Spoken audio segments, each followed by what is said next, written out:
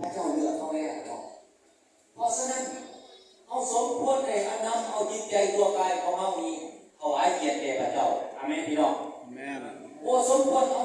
ห่างกายเข้าไปเขาในเหตุในสิ่งที่บุญพ่อพระไตรที่พระเจ้าบอกไตรเนาะเพราะว่าพระคำของพระเจ้าในพระคำของพระเจ้ากล่าวว่าห่างกายของเราเป็นวิหารของพระเจ้าตัวที่พระองค์ทรงสถิตอยู่เนาะฉะนั้นเขาอยากให้พระเยซูที่เจ้าห่วงกับเขาและอยู่กับเขา